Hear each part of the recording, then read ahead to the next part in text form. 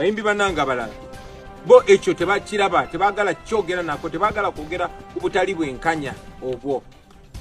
Newankubadde basoma eddiini, newankubadde ku Sande bagenda ne basaba ku Lwokutaano ne bagenda mizikiti, tebagala kwogera ku obwo obutali bwenkanya.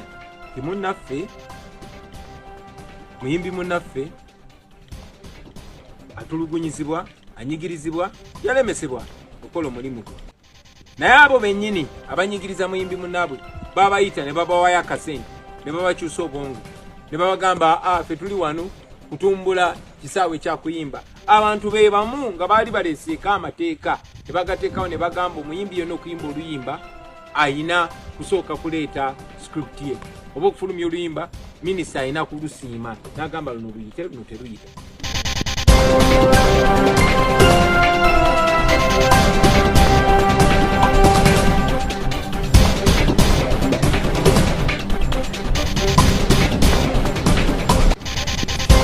Ndi artist, ndi muyimbi ate omu ku balungi ennyo, in fact omu ku basinga mu Uganda. Naye olw'obutali bwenkanya n'olw'obutiitiizi nga tebagoberedde etteeka lyonna, naye kubanga balina emmundu bagamba Kyagulanyi togenda kuddamu kuyimba kubanga batiitiizi. Bayimbi bannange basooka ne balaba obutali bwenkanya obwo, naye olw'okubanga abasinga emitima gyabwe giri mu lubuto ne basirika obutali bwenkanya obwo ne bugenda mu maaso. Ndi artist naye sobola kweyagalira mu mulimu gwange. Ate bayimbi bannange abalala bo ekyo tebakiraba, tebagala kyogera nako, tebagala kwogera ku butali bwenkanya obwo. Newankubadde basoma eddiini, newankubadde ku Sande bagenda ne basaba ku Lwokutaano ne bagenda mizikiti, tebagala kwogera ku obwo obutali bwenkanya. Timunnaffe, muyimbi munnaffe atulugunyizibwa, anyigirizibwa, yalemesebwa okukola omulimu gwe.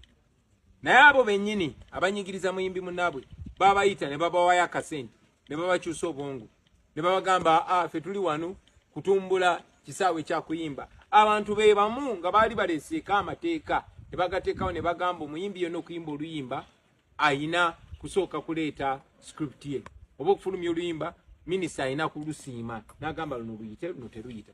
Ekyobumenyi bw'amateeka.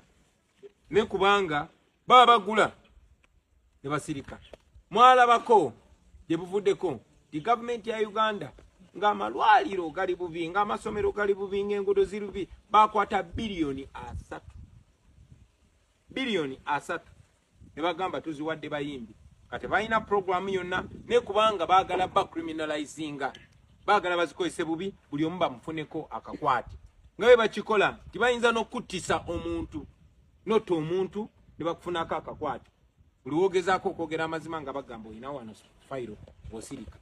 So bwe batyo bwe babakola, era bonna bonna ne basirika. Abaali boogera amazima tebakyayogera mazima, abayimba ennyimba nga bakyatunulira amazima nga bwe gali, nga bakyalumirwa abantu ba bulijjo abaabawagira tebakyabyogerako. Ne kigenda bwe kityo ne baba reducing. Nagamba abayimbi nti muli b'amaanyi nnyo, muli bagezi nnyo, naye omuntu yenna bw'akugula n'akusasula obeere musiru, amagezi go gaba tegakyakugasa. Kakati ekyo kye bakoze bannabitone, okubasasula, okulekeraawo okukozesa obwongo bwabwe. Nabalabula ne mbagamba bano abantu bagenda bafuula basabiriza, baagala bafuula basabiriza, ne mujja kumaliriza nga babakyawaganyiza n'abantu ababawagira, kubanga bali banyigiriza abantu babo. Naye gwe omuyimbi baadde bakwagala bakuwagira kubanga oyimba ku bibaluma, kubanga gwe eddoboozi lyabwe, naye kati ofuuse eddoboozi ly'oyo anyigiriza. Bangi ne bagamba nti ndi mu byabufuzi. Abalala ne mbagamba kyemwetaaga ly'etteeka eriba protecting copyright law. Era ne nsindika Dr. Hilderman ne mugamba genda mu parliament opresenting etteeka erya copyright. Nali presenting. Naye abayimbi nga babagambe ku tteeka lya copyright ntampe tetwagala byabufuzi. Ate bwe babayita nti mujje tubawe sente z'omusolo nga bannabeyafuzi babayise nga bagamba kati muteeke mu budget. Olunaku lwa leero abayimbi babakakanyiza, babanafuyiza, babafudde basabiriza, babafudde ekisekererwa, babamazeemu ekitiibwa. Omusajja adda wali tamanyi yadde okuyimba nooti emu, naye ategerera industry kubanga muganda wa General Museveni, kubanga ayina emmundu, kubanga yabayita n'abawaayo obumpwankimpwanki. Nabagerera olugero ne mbagamba nti gye buvuddeko mu Russia waalingawo Nakyemalira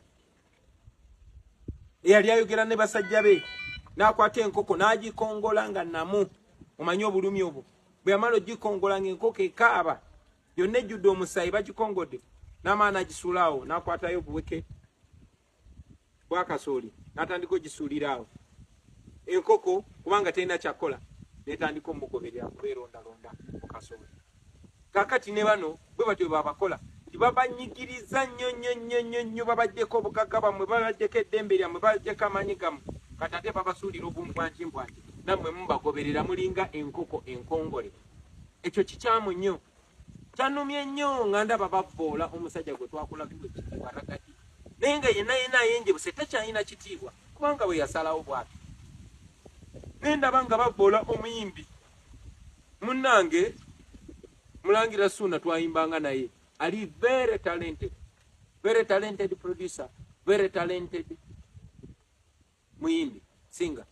Nena bagamba nti bw'otolaba valido olina bajja gikwambula era walabye. So ngenda maaso nga mbabuulira aba artist bannange nti temwetaaga bumpwankimpwanki, temwetaaga bawaayo, kyemulina kya bugagga nnyo. Naye buli we mukozesa eddoboozi lyammwe okusiba bannansi bannammwe, nammwe muli bannansi, nammwe mbaba babasiba, era ekitiibwa kyammwe bajja kibamalamu, era bajja bafuula babbeega. Otuuke ng'oli muyimbi w'amaanyi nnyo naye nga tosobola na kweyamba, nga tosobola kwetaasa, nga tosobola kwebezaawo.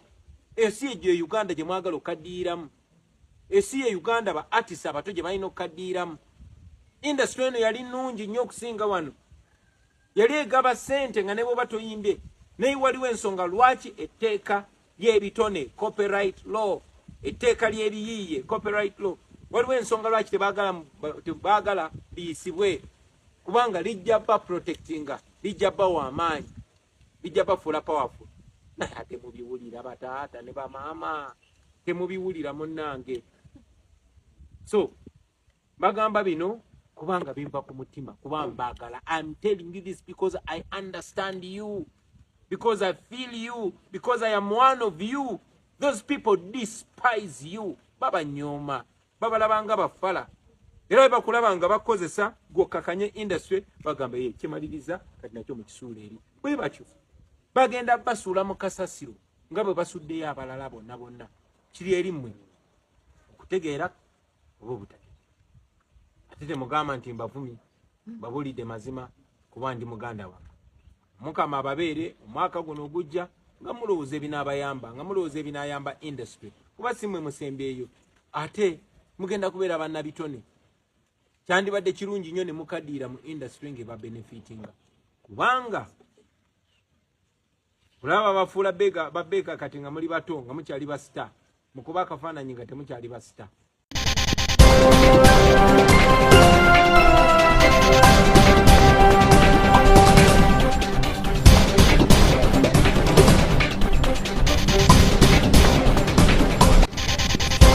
Omwaka tukuguddewo na ndongo,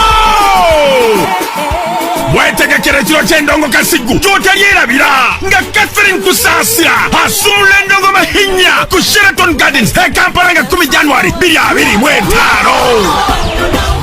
Okuyingira shilingi emitwalo 10, emmeeza y'abantu 8 milioni 3, ate gold ya milioni 5. All is gold. The roots of Catherine Kusaasira live in concert. Muve mu by'okunyonyola, etiketi muzigule nga bukyali, emmeeza tuzijjuzeeko bibebi bi 4x4x5, bisikira mu maaso n'emabega, bikatapira, bihirax revo, kiyimirira ne kikubuuza nti gwompita n'otandika asusunyeesa. Mujje tujjuze Sheraton Gardens waneyu nga 10 January 2025. Ekutuusibwako Yoga Tunes n'ebitegekebwa Happy Text Promotions.